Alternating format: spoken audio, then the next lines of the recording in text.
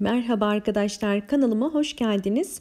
Bugün sizlere orkidede bir takım hastalıklardan, orkidede böceklenmeden ve orkidenin yaprağının sararmasından ve kök çürümelerinden birkaç sebepten bahsedeceğim. Öncelikli olarak orkidemde birkaç gün önce küçük böcekler fark ettim ve bundan emin olmak için bakın gördüğünüz gibi bir patates dilimini orkidemin toprağın üzerine koydum ve daha sonra incelediğim zaman bakın sizler de görüyorsunuz küçük küçük böcekler fark ettim.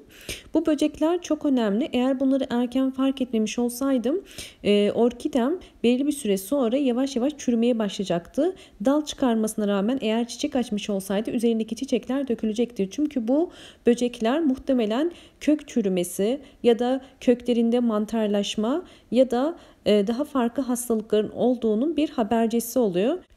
Orkidem dışarıdan göründüğü gibi sağlıklı gibi görünüyor. Fakat eğer dikkatli incelememiş olsaydım ben de fark etmeyecektim. O yüzden orkide bakımında mutlaka belirli aralıklarla toprağını kontrol etmek gerekiyor. Ve özellikle gece sulamalarını kesinlikle yapmanızı tavsiye etmiyorum. Bu tarz böceklenmelerin nedenlerinden bir tanesi de gece sulanması. Gece ışık almadığı için orkide gerekli olan ışığı almadığından dolayı suyu da tam olarak çekmiyor ve bu da bir takım mantar ve benzeri böceklenme olaylarına sebep oluyor. Bakın saksımı çıkardım ve şimdi orkidemin köklerini kontrol edeceğim. Bakalım içerisinde herhangi bir çürüme var mı? Bakın dallarını görüyorsunuz. Dışarıda görünen dalları yeşil görünüyor. Fakat içe doğru açtıkça sanki sarı dallar olduğunu göreceksiniz. Evet görüyorsunuz orkidemin maalesef iç kısmı çürümüş ve dallarının içi boşalmış. Tabii şu anda tam olarak net gözükmüyor. Ben şimdi çeşmede yıkayıp size tekrar göstereceğim.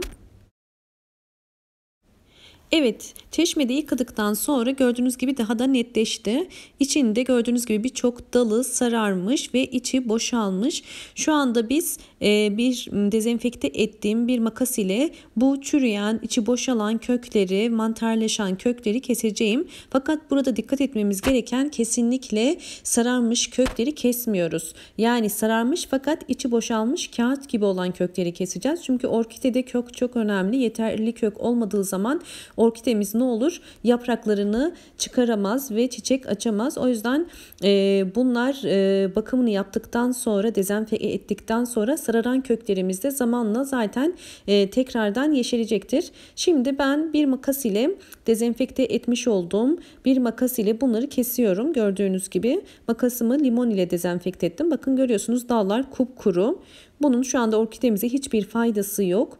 Evet, başta da bahsettiğim gibi orkidede aslında yaprakların sararmasının ve çiçekleri dökmesinin en büyük nedenlerinden bir tanesi gördüğünüz gibi köklerdeki bu çürüme ve mantar hastalıklarından kaynaklanıyor.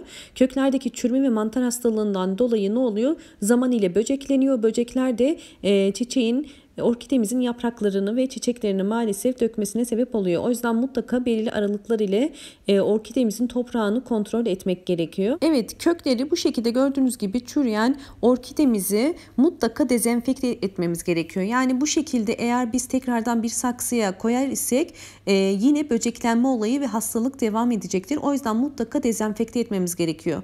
Bunun için gördüğünüz gibi ben 2 litre suya yarım çay bardağı kadar Arap sabununu ilave ediyorum. Şimdi bunu güzelce karıştıracağım ve orkidemin yapraklarını ve köklerini Arap sabunlu suyun içerisinde iyice dezenfekte edeceğim. Bu işlemi neden yapıyorum? Bu işlem çok önemli çünkü orkidemizin üzerindeki hastalıkları henüz biz ne kadar çürümüş olan dalları koparmış olsak bile dezenfekte etmiş olmuyoruz ve tekrar etme ihtimali yüksek. O yüzden Arap sabununun biliyorsunuz ki dezenfekte özelliği var. Böceklerin yumurtalarını bırakmış olma ihtimalleri de yüksek. Eğer Arap sabununu dezenfekte etmezsek biz bunlar tekrardan bırakmış oldukları yumurtalarından dolayı tekrar böcekleneceklerdir ve tekrar hastalıklar ortaya çıkacaktır. Bakın görüyorsunuz dallarını çok hassas bir şekilde elimde bir pamuk ile sadece ben üzerinden siliyorum. Fakat dikkat etmemiz gereken kesinlikle orkidemizin Yapraklarının iç kısmına kesinlikle su girmemesi gerekiyor. Aksi takdirde orkidemizin çürümesine sebep olacaktır. Ben bu yüzden yapraklarını direkt yıkamıyorum. Sadece pamuk ile gördüğünüz gibi dezenfekte etmeye çalışıyorum. Bu da orkidemiz için doğal bir bakım olmuş olacak. Bakın görüyorsunuz ki kök kısmında da böyle siyahlanma, özellikle kök kısmında daha çok hastalıklar olabiliyor. Oradan da yapraklara geçebiliyor. Köklerine çok zarar vermeden hassas bir şekilde bakın suyun içerisine daldırdım ve elim ile hafif su dökerek köklerini dezenfekte etmeye çalışıyorum. Köklerin üzerinde herhangi bir böceklenme ya da bit ya da işte mantar gibi şeyler varsa bu Arap sabunu sayesinde bakın gördüğünüz gibi bu şekilde dezenfekte etmiş olacağız.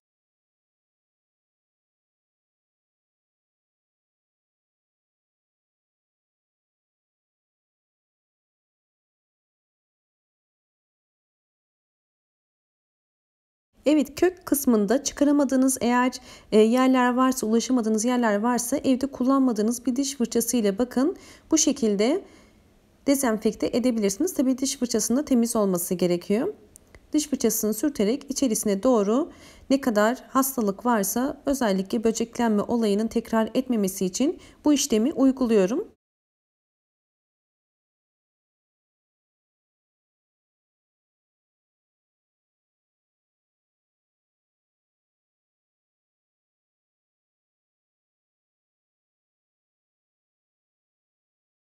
Evet, iyice dezenfekte ettim. Orkidemi bakın bir kenara aldım ve biraz kurumasını da bekledim.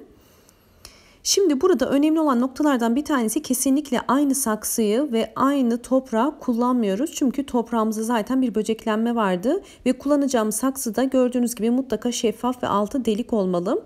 İsterseniz eski saksınızı iyice dezenfekte ettikten sonra kullanabilirsiniz. Fakat dezenfekte etmeden direkt kullanmayın, yoksa tekrar hastalanabilir. Evet, şimdi gördüğünüz gibi toprağa koyuyorum. Dikkat etmemiz gereken nokta mutlaka orkidemizin köklerinin bakın böyle kenarlarda gözükmesi gerekiyor ki ışık alsın ve orkidemiz daha sağlıklı olsun. Umarım bu videom sizler için faydalı olmuştur. Kanalımı beğeniyorsanız abone olmayı ve beğen tuşuna basmayı, gelen bildirimlerden haberdar olmak için zil sesini açmayı unutmayın. Hoşça kalın, sağlıkla kalın.